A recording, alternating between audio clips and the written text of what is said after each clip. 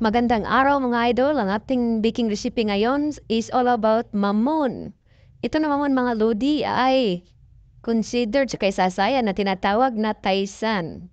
First step natin mga idol like gagawa tayo ng ating mamon. Linisin natin yung plancha na lagayan ng mamon mga idol at saka magtitimbang tayo ng harina.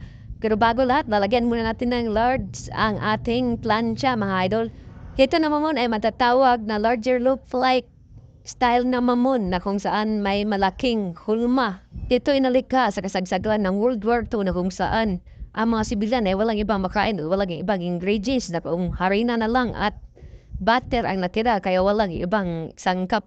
Kaya sa panahon yun nalikha ang mamon na hindi gaanong kasarapan katulad ng cake pero look like a cake ang style ng pagluluto ng mamon. Kaya mula noon World War II hanggang ngayon ay patuloy na ginagawa ang mamon dahil ito'y nakasanayan na sa pagkain ng mga taong nakaligtas sa digmaan noong panahon ng World War II kaya patuloy na ginagawa ang mamon na hindi gaanong karamihang ingredients at sa panahong yon ito ay tinuturing na panakip butas na pagkain ng mga taong nasa digmaan or mga sibilyan na naipit sa digmaan noong panahon ng World War II kaya itong mamon ay napaka-symbolikal sa mga taong nakaligtas sa panahong yun. Balik tayo sa pagluluto mga idol. Dito mga idol, pinipisada na ang ating mamon mga idol. No? Ito yung balat ng mamon mga idol. Ito ang una natin gagawin mga idol. Dahil kailangan ng balat ang mamon mga idol sa ilalim. Maraming uri ang mamon mga idol. Ang larger loop like mamon ay tinatawag na taisan. Ito ang ginagawa natin ngayon mga idol na kung saan may top sa ilalim na plato. Meron ding mamon na tinatawag na pianuno. Ito ay roll type version ng mamon na ninurulyo.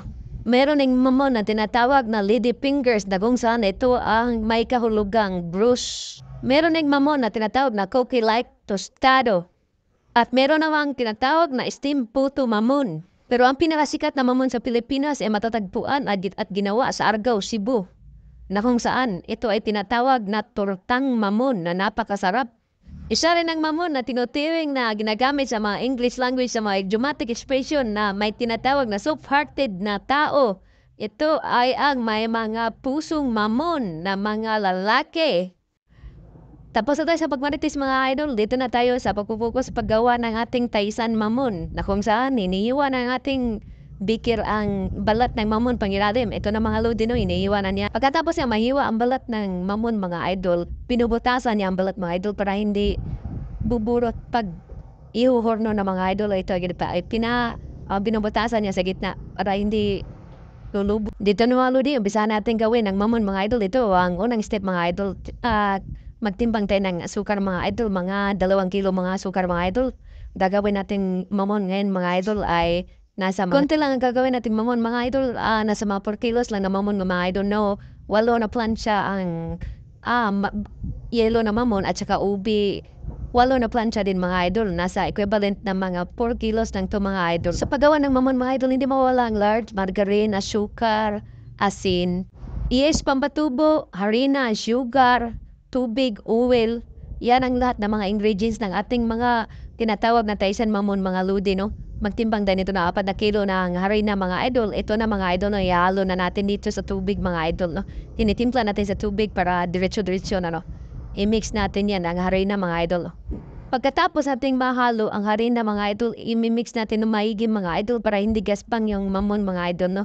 Kailangan ng magaling na pagmasa ng pan mga idol para hindi maging pangit ang resulta ng ating mamon mga idol. Kailangan malakas yung kamay natin mga idol. Habang nagmimix tayo dito mga lodi, lalagyan natin ng dilaw na coloring, food coloring mga lodi, no, para mas dilaw yung kulay ng ating first batch dahil ang 8 plancha nito mga lodi ay ang yellow na dilaw na mamon at ang 8 plancha naman nito mga lodi ay ang ubi na mamon. Kuretsyo na mga lodi, ating ginawang mamon mga lodi na sa mga 8 kilograms mga lodi na 8 na plancha ang yero na mamon at ang 8 na plancha ubi na mamon na rin. Kabalit ito mga idol ay half na harina ikabalit sa isang plancha ng mamon mga lodi. Bali 4 kilos yung dilaw na mamon at saka yung ubi naman 4 kilograms din ang capacity niya mga idol.